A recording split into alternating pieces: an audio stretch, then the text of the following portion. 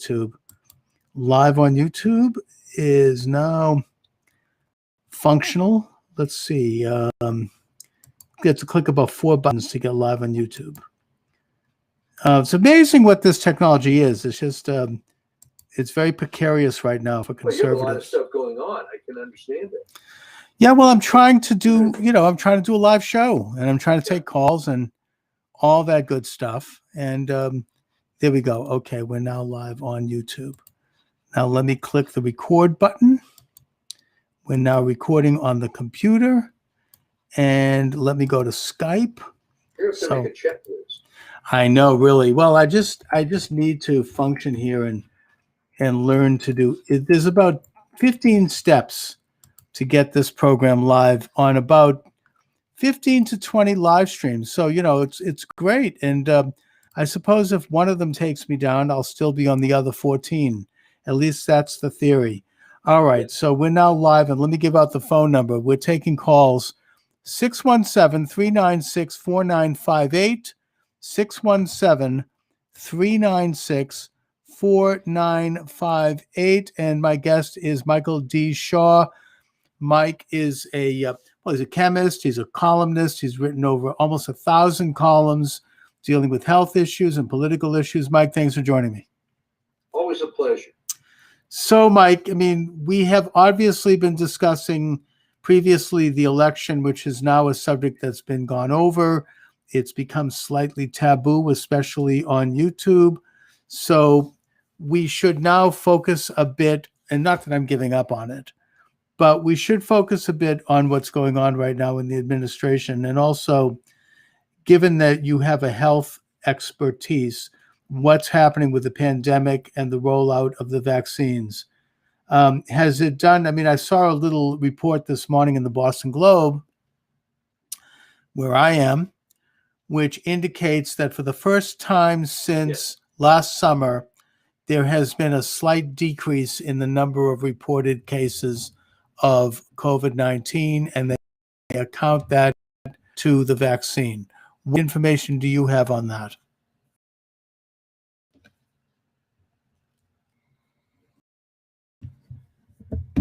Mike? Well, it'd be very hard to prove that. Certainly it'd be nice. Certainly it'd be nice if that's the case. That the vaccine came up with these miracle results. It would seem to me a little too soon to tell. But people are certainly going to take credit for it. But you have to put it in the context of, in my opinion, it was always a rather silly response to this disease that they never really focused on therapy. And we're always talking about, at that point, a pie-in-the-sky vaccine.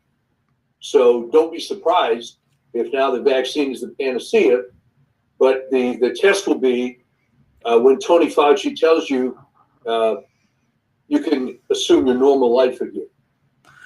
Not that there's fewer cases. If you're talking about therapy, and I should mention that I have recently, just a few days ago, I went for my annual physical, and my doctor is associated with the Mass General Hospital. Right. And she actually has her office in the hospital. Okay.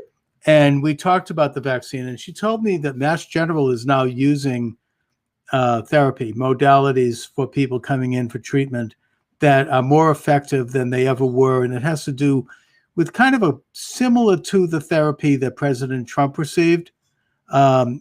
Plasma and remdesivir, which they say is now better than it was, and they use that in combination. I asked her about the H drug. We won't mention the name. H drug and the I drug. She said they do not use the H drug and they don't recommend it. She said that there are too many cases where it can affect arrhythmia, and it's, they just don't find it to be reliable. I don't know about the I drug, but I also asked her about some conventional things like use of zinc and vitamin D. And, like in a sense, a typical doctor, she didn't say no to that, but she didn't exactly run that one up the flagpole. But nevertheless, she kind of gave me a wink. I think that she's a little bit more amicable to alternative medicine than many of the typical doctors, mainly because she happens to be Indian in background. So she understands that these things can and are used and effectively. So she kind of gave me somewhat of a nod to that a lot of people, particularly in the medical profession, they're taking various combinations of zinc, vitamin D, and apparently melatonin. Yes. So, what when you talk about therapy, what does your research indicate? Well, here's the thing. I mean,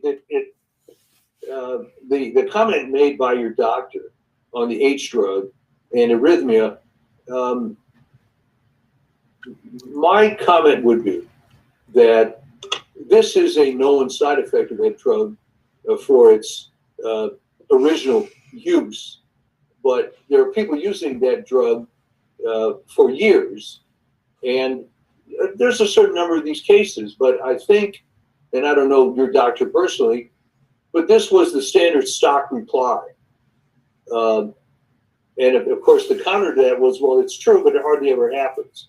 So to merely look up side effects of a drug as a reason not to use it is really pretty thin gruel.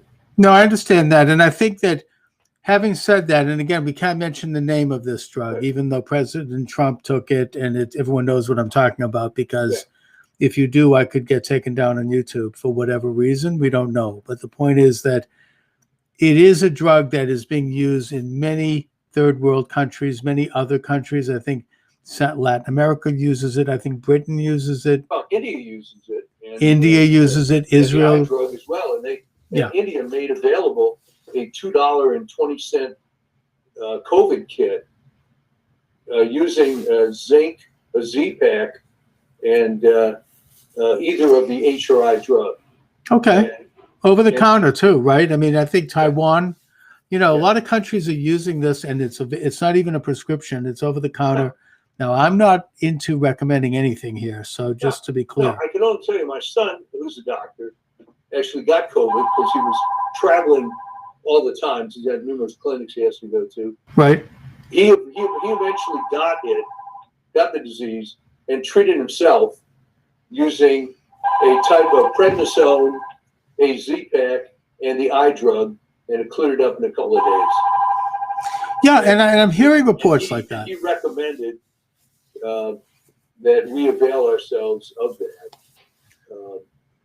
But you have to appreciate the medical establishment, especially the FDA, is very concerned with new proprietary drugs, remdesivir and so on. And most doctors tend to go with the herd. Right. And remdesivir, when it was first introduced, was not very good. Now, maybe they've improved it, but it's also exceedingly expensive. And it's an IV drug. So you're not going to be able to easily get a prescription for that and take it at home.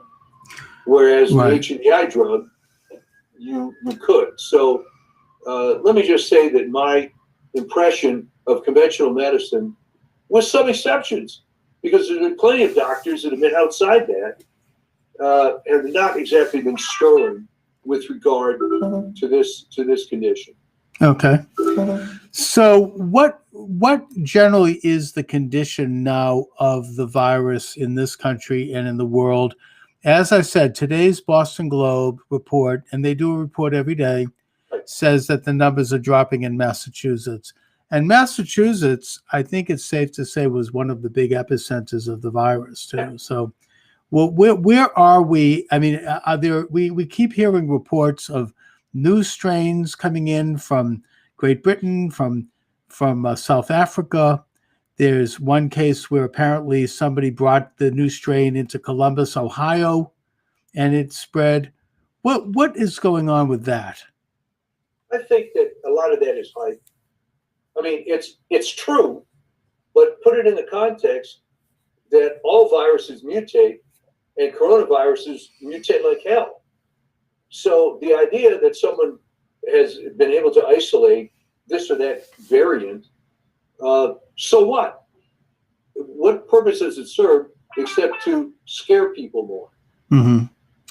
And so you don't see it as being something, we're not going to see another wave that might come up. I mean, I just had a guest on my program who said that one of the reasons why there was such a big wave over the summer and into the fall was because of all the protesters around the George Floyd killing, that it brought out tens of thousands of people, and the result is that there was an increase in the virus.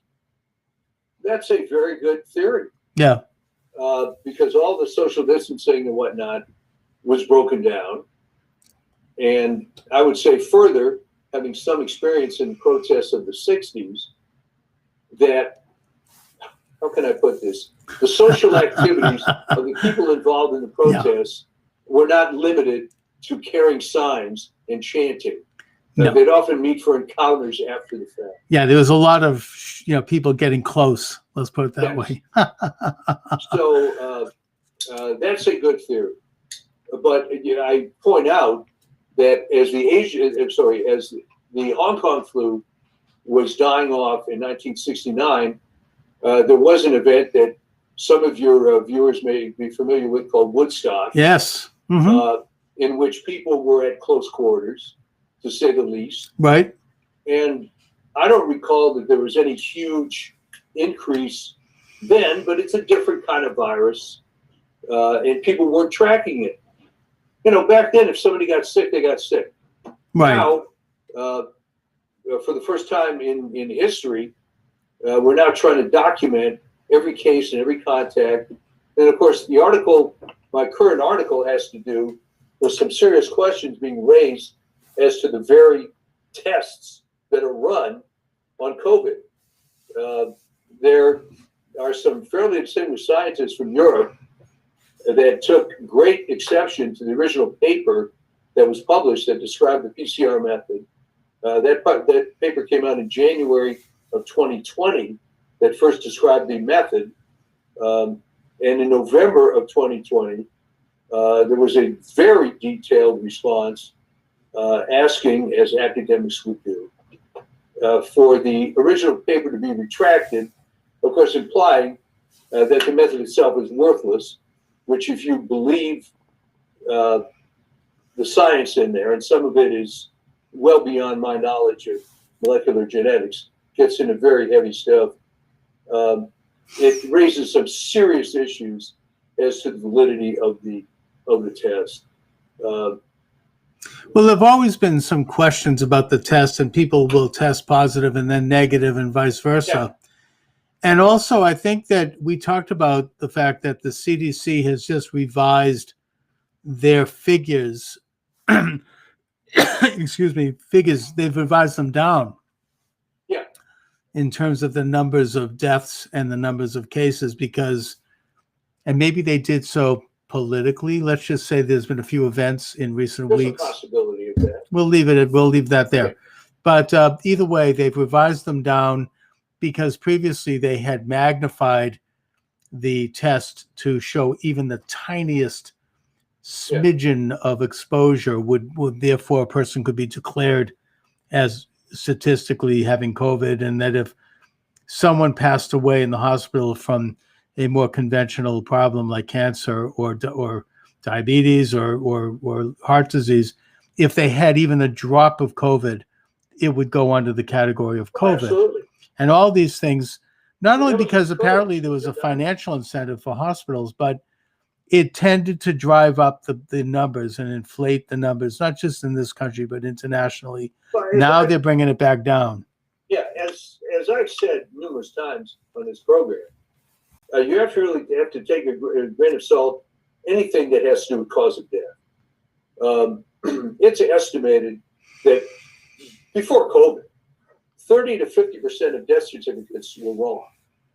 Right. Well, I mean, they were right. Well, a lot of them are like, there's a few whistleblowers, and there were a few whistleblowers on this. I think there was this one doctor up in Idaho, I think, or somewhere, where they said that they were just filling out these death certificates and being told to put COVID.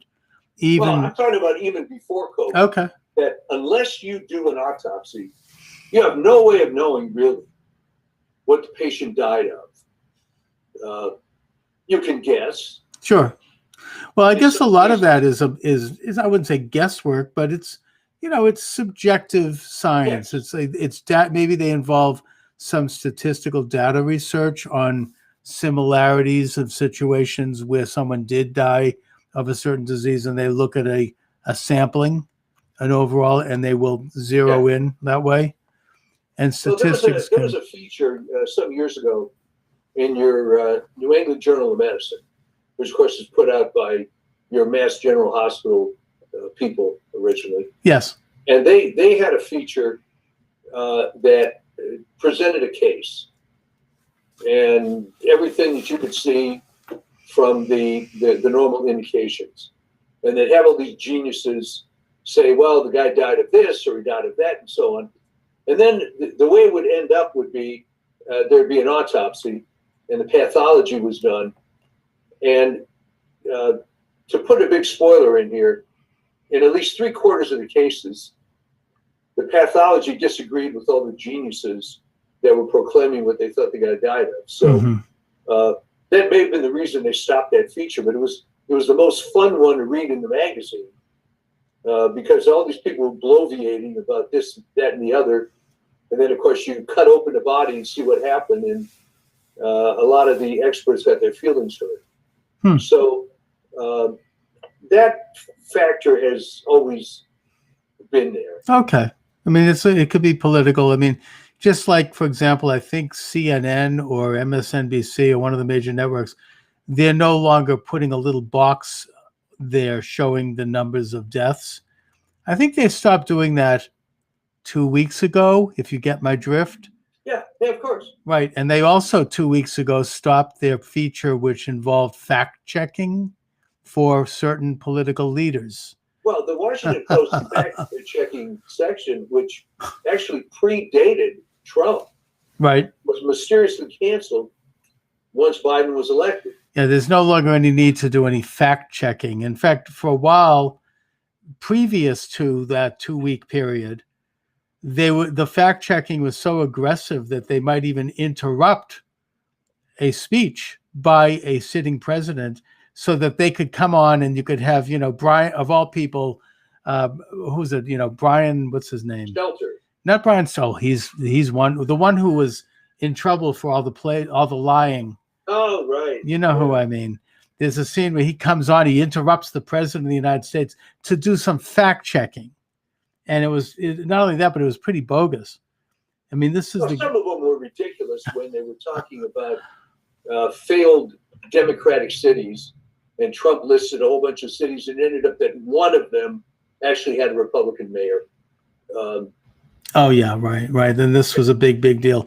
It reminds me. I used to have a liberal co-host. I don't know if you remember Dr. Patrick O'Heffernan years ago. Oh yeah. Yeah, remember him? And we'd have like your Alan Colmes. We'd have a guest on that he obviously didn't like. Sometimes we'd have liberals and sometimes we'd have conservatives.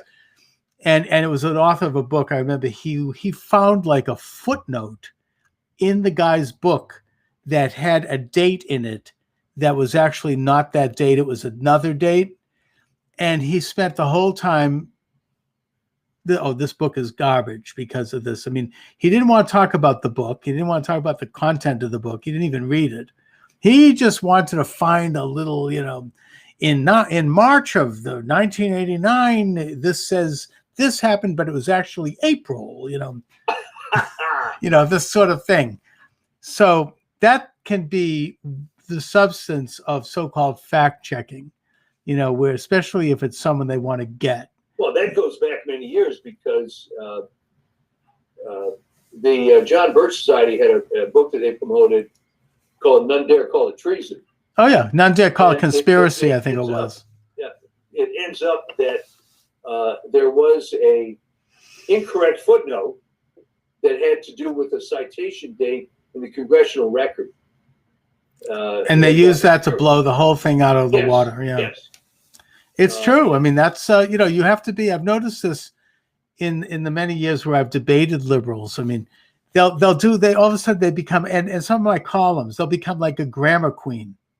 oh, I didn't use the right pronoun in this way, and that must be because I'm stupid. And yeah, they'll get very technical, on you, and it's all to avoid discussing the issue at hand. Yeah, I mean the issue at hand.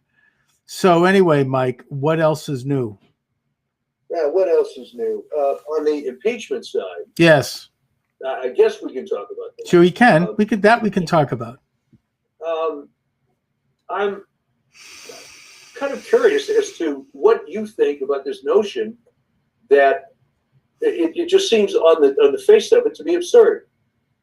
Generally, what you want to do in an impeachment is remove someone from office, and he's already, as far as I know, Mr. Trump is not in office anymore. So what's the ultimate goal of this thing? Well, I mean, I think that Charles Schumer kind of let the cat out of the bag immediately when they first talked about filing this, where he said, we have to make sure that Donald Trump never holds office again. But he does not have that power. But that's the whole motive. That's right. I mean, that's the argument. But that is what this is all about. It's not just vindictive personally, like there are people talking about he shouldn't get his pension, let alone the fact that the man never even took a salary. He would donate it to charities. He shouldn't have intelligence briefings. He shouldn't have a library. I mean, they're now saying he shouldn't be able to ever, they want to completely have his head on a platter. But how does all that follow, even if he is found guilty?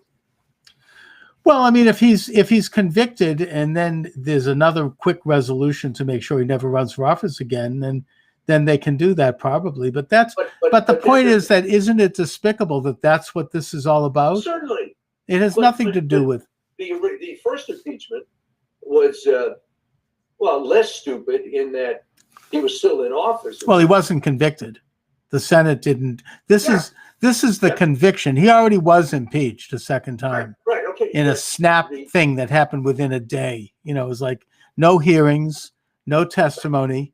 He wasn't allowed to present. There was a chance to present a legal brief to oppose it.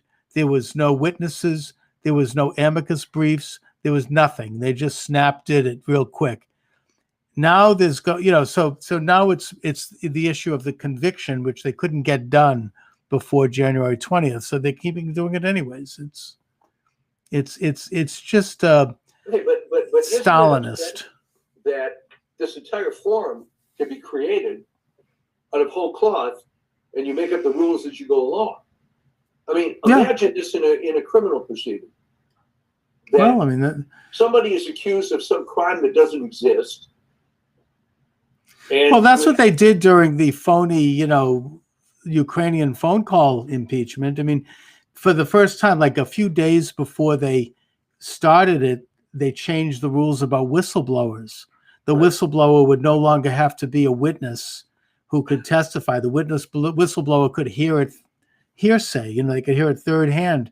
There's a term for that in a courtroom. It's called hearsay, and it's not admissible as evidence. But apparently, violated all jurisprudence. So I was always curious then, and certainly now, how come your affirmative defense can't be, you know what? You're basically full of crap.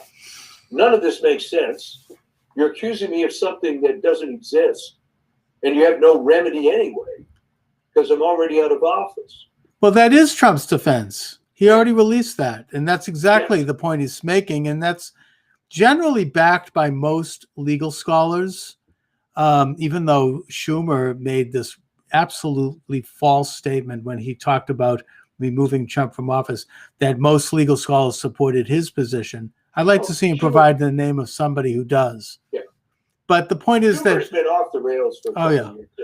I never liked the guy, even when he was a congressman. Horrible. Yeah. Very, very bad man. But now, when he starts calling out, if you remember, the Supreme Court justices that he didn't like. Yeah, you're right. You're going to rue the day. We're going to come and get you. He's waving his fist right in front of the Supreme Court. And you talk about inflammatory rhetoric. So it is the lesson I'm getting out of this is that back in the day, nothing like this would have been conceptualized, even by the most flaming Democrat or Republican for that matter, But given the current leadership of scoundrels, they feel empowered to do anything. And I think that the real sick part of it is they have nothing on their plate except anti-Trump. There's a 20-something, or I think 30-something, executive orders that Biden has done, because even he realizes that Congress isn't going to do anything. So it's a very sad state of affairs, and I wonder how long the hallelujah chorus in the media is going to keep supporting this ineffectual government. Well, this is it's just the last, hopefully I don't think it will be, but it might be the last gasp of the Trump haters. It's, they're not talking about the first 2 weeks of the Biden administration and all of the executive orders. They're not really taking a very deep dive on that, which is what they should be doing. Yeah. Instead, they're just focusing, and it's obsessive. I mean, you watch the news, the big 6 o'clock news, 6:30 news. It's all about this. It's all about, that Trump instigated an insurrection, and that anybody that follows Trump is a terrorist and an insurrectionist, and to discuss or to mention anything to do with the election, to question that, you're an insurrectionist, you're a terrorist. And that's I think what the case they're going to make, which is not just against Trump, but it's against all of us.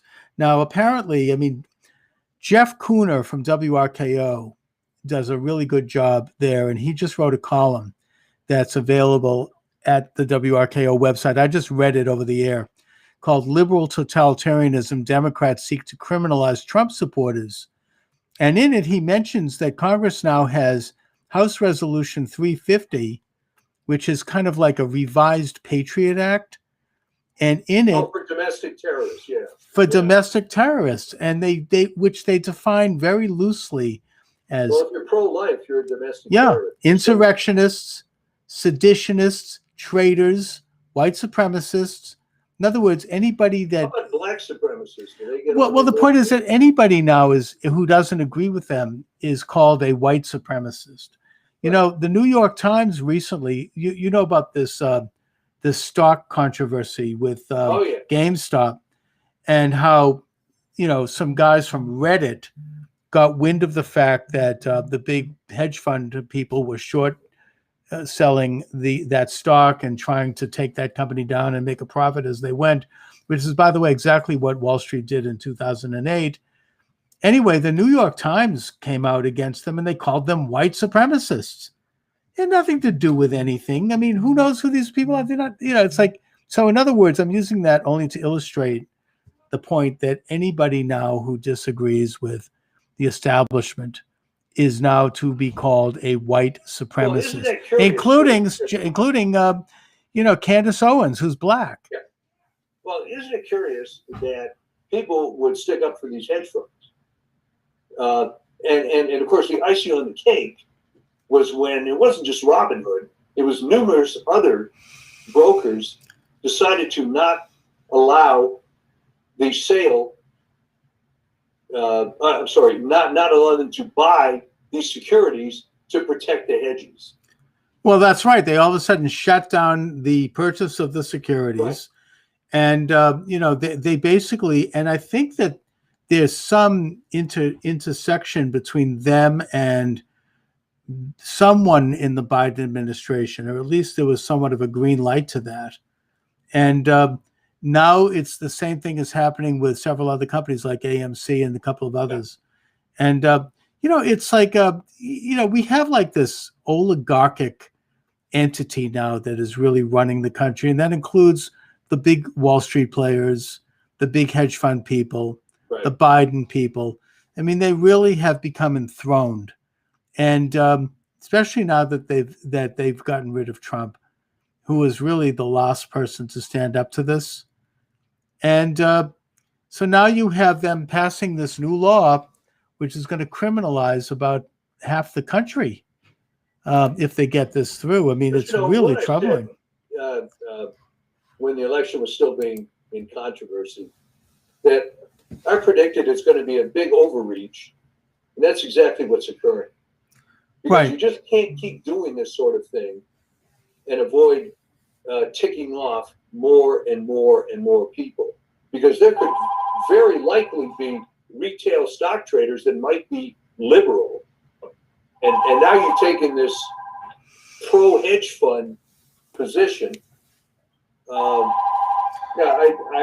think that there's going to be so much bad blood based on these rotten policies that it's going to backfire. I think the one that was a terrible mistake was shutting off the Keystone Pipeline for not only because of the thousands of jobs, but because that oil is still going to work its way down to the refineries on rail or by truck, which is far more environmental damage. Why did they do that? I mean, it's very strange because to have the Keystone Pipeline would have been a safe, or at least a safer way to transport, as you say, the oil that they're going to get anyways. Now Canada is going to not only have to send it by rail, but they're going to be more likely to send it to China through Vancouver. Well, and it's like a gift. Biden's pro-China. I don't think anybody disputes that. Right. And the fringe of the environmental movement are basically just lunatics. I mean, I've met these people. Yeah, but why from their perspective? I mean, this is a gift. First of all, it's a gift to the oil companies because this and the signing of the Paris Accord is going to restrict oil production in the United States. It's going to raise the price of oil for working people. Right. It doesn't do anything to remove a single molecule of carbon from the atmosphere because... No, but they don't care about that. I mean, when I've been involved with environmental regulatory agencies for over 40 years, we were working with a pesticide that's still used. And the state of California wanted to eliminate this pesticide. So one of the hearings, the strawberry growers got up and said, well, if you eliminate methyl bromide, it's going to ruin the strawberry industry. There's not going to be any more strawberries. Mm-hmm. And the official response from the California agency was, who cares about strawberries? All right. So it just shows you what the lunatic fringe of this movement is about. They've decided that, well, they're all atheists, so this is the wrong expression, but there's not so much God is on their side. They're on the right side. And nothing else matters. But the fact, and it's important for your viewers, every single major environmental initiative since the beginning of the environmental movement, including Rachel Carson, has been wrong. Every single one. Mm. So with a track record like that, what more do you need to know? Well, it gets to maybe a bigger agenda here, because if you look at this XL thing and the Paris thing, and by the way, there's a little clause buried in the rejoining of the Paris Accords, which opens up foreign and domestic purchase of contracts to do with the American grid, the electrical grid, which, in other words, China now can come in and start manipulating the American electrical grid. It's a complete sellout. Yeah. And the hallelujah chorus in the media, with all their investigative power, hasn't bothered to look into any of this. No, they won't. Instead, they're busy with solitary host know all about it. So it just really shows you the level of incompetence in big media. Well, they're busy talking about Trump. And they're busy talking about the insurrection, so-called. But the fact is that they must know that these agreements are not going to do anything to improve the environment, which makes me think that this is... Of course, they know that it's all symbolic. It's nothing but anti-American stuff that's going to hobble this country. President Trump presided over the first oil and energy balance in modern history, I think probably since World War II. And they hate him for that because the mantra before Trump was, we can't do it, we're going to have to cut back, we have to go to alternative energy, which, by the way, is not going to work, and not for the least of reasons that especially wind requires a massive amount of fossil fuel to get it operated anyway. Right, right. So I mean, it's only going to take up maybe at most 5 or 10, at most 10% of the energy needs of the country. Yeah, yeah. The trouble with alternative energy, which I started looking into when I was an undergraduate, is, as the expression goes in engineering, and maybe some of your viewers are familiar with this, it looks good in the shower. Okay, I'll leave that to your viewers to figure out what that is. But it goes back to an old joke. But anyway, the point is that it's something that looks good, but it's not really functional at the end of the day. Solar is wonderful if you want to do a science project in the 7th grade. And think about how stupid this is, because I did this when I was in the 7th grade. My father got me some little solar panels, and we had a motor that was turning some silly thing, and it was hooked up to the solar panels. And of course, it's inside. So the source of light for the solar panel was a high-intensity light bulb that was plugged into the wall. And this was, I guess, demonstrating to people the beauty of solar energy based on the theory that this would work as well in the sun. But the problem is that you'd have to be able to store energy, which ends up being exceedingly difficult to do. Mm-hmm. And it's also a matter of control, because the big joke in California, when they were giving incentives for solar, everybody in California with a pool decided this is great because we'll solar heat our swimming pool, which was certainly going to be cheaper than using a conventional gas heater, which, by the way, the technology on that improved tremendously, because in my first swimming pool, I had an old gas heater, and we had to heat it up one day for a party, and you could see the gas meter spinning around like a pinwheel. It was unbelievable. I think it cost $100 in one day to heat up the swimming pool. It was outrageous. Yeah. All right. That technology improved. But if you went to solar, it was going to be, once installed, free. You got a tax write-off and so on. Sure. All right. Yeah. Here was the problem. You run all this black PVC on your roof. First of all, it looks like hell. But the problem that people had, if you think about it, is that you couldn't use your swimming pool because it was too hot. The temperature of the pool got well over 100 degrees. Wow. And unless you built in an accessory system to bring in cold water, which of course required more energy, Sure. It ended up not being a good solution. But No. here, Unless you want to boil eggs. yeah. No, it's not good. I mean, you were taking a tremendous amount of energy, but you couldn't control it. Plus, the roof of your house didn't look very good, Right. with all this garbage on it, and it was too bad, because it was the same thing. People said, "Well, wait a minute, wouldn't it be nice if I could store this energy for when it's cooler?" Well, maybe, but the pool would eventually cool down. So it's not exactly there just tenable. have not been good solutions.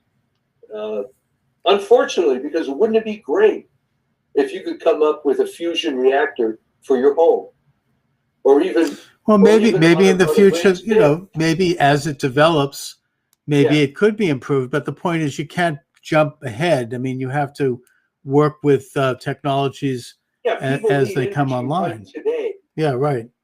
And the other thing that really occurs with wind power, besides killing the birds and all this stuff which has been discussed, is that nobody wants a wind farm in their backyard. No, it's whizzes all the time. It's noisy. It uses oil. It's dirty. It kills birds. It's not a good neighbor. And I mean, it's one thing to put them out in the ocean. I mean, there are places where it probably is okay, but it's not exactly amicable to an environment. And the other problem is transmission line loss. I suppose you could argue that if you had a wind farm in the middle of Boston, you wouldn't lose much transmission you wouldn't lose much voltage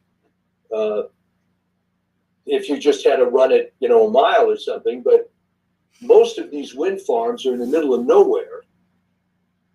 And there's I don't know, you can read different estimates, 20, 30, 40% loss. There's a place for it, but it really is only a very tiny footprint in terms of addressing energy. Now, some of the other executive orders include one that I think will rue the day, and that is to put a halt to President Trump's wall on the southern border, which was almost finished.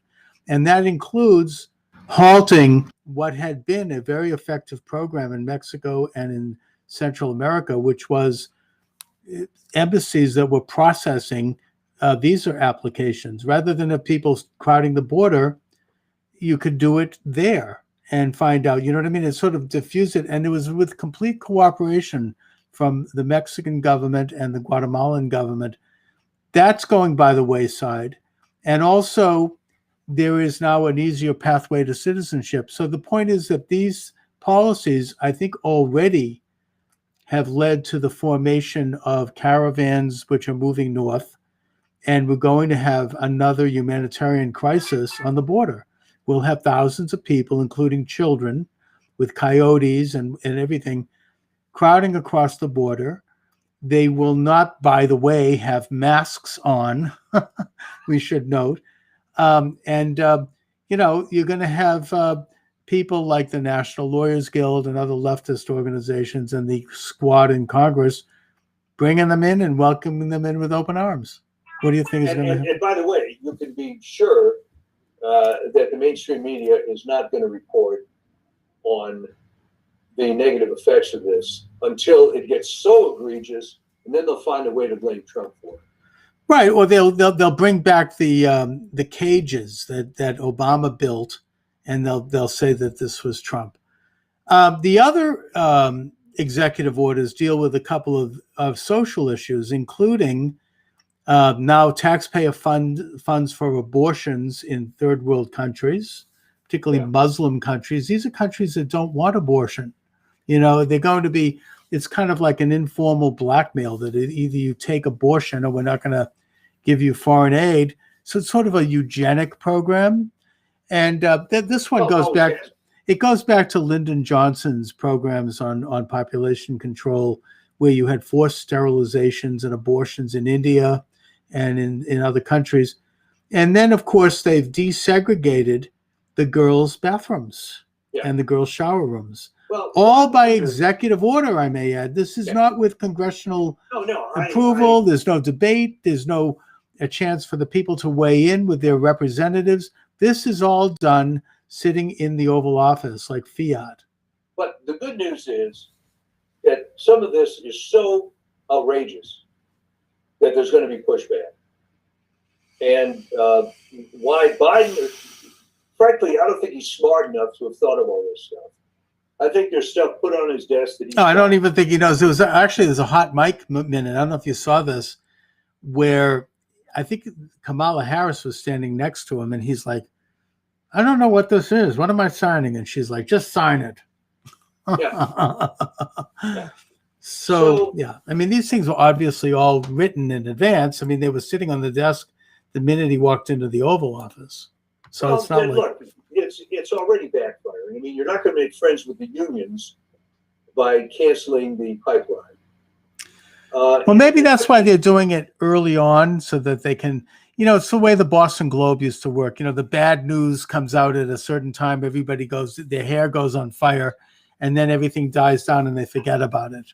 It's like the Globe will, like the person they want to get in office, they'll withhold all the bad news until after the election, when the person is safely installed.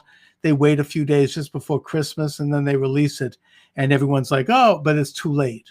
Well, here's the difference, though, that the thousands of people put out of work who are members of these unions are going to push back on their own union management, much of which is probably corrupt. Yeah, but something, it occurs to me politically that they don't care, because these are in the red states, which they're punishing, like South Dakota with that Governor Kristi Noem, who they despise, an upcoming Republican. This is where the Keystone Pipeline goes. It doesn't go through California and New York. Well, the operatives in the White House may not care, but if I were the president of a union and you just did something that causes a loss of 20,000, whatever it is, jobs, I'm not going to be a happy camper, and it's not going to go away. And then I may, if I'm smart enough, question why there's a traditional Democrat support for unions anyway. Well, it hasn't seemed. I mean, look, the rank and file in unions, I think, generally were supportive of Donald Trump. Yeah. Even the head of the AFL admitted that. I think Sweeney. He did an interview where he said this. But the head of the union, the brass, the people that run the show, are kind of intersectional with every left-wing agenda you can name. I mean, they don't care about the interests of their workers. I mean, illegal immigration hurts labor. It decreases the value of labor, and it threatens all of the gains that labor unions have made over 100 years by welcoming in cheap labor. So, but they don't care because the leadership is so ideological, or they're so beholden to the left that they just push these things through, and we could name other things as well. Well, yeah, this is Mike's rule that any organization, once it gets to a certain size, will go counter to the interests of its members and to its original charter. There's no exceptions. The classic example, well, AARP obviously doesn't care about very left. Yeah, they don't care about the interests of their members. But the AMA used to, up until the mid '60s, used to care about the interests of doctors. They obviously don't now for a host of reasons, and that's why no doctors belong to it anymore, except some academics and retirees. But they don't care because they're making all their money on working on Medicare codes and so on and so forth, which is contrary to what their charter usually was. Unfortunately, the same thing with the NRA, which became, I don't know, 5 years ago, plus or minus, basically just a fundraising organization for the care and feeding of its management. I mean, this happens. I mean, I got to kind of wrap it up soon, Mike, but earlier this week, I had on a guy who was formerly one of the founders of Greenpeace, and he was one of the people that was on the boat off the coast of Alaska, and he was into... Yeah, Patrick, what's his name? Yeah, that's Patrick Moore.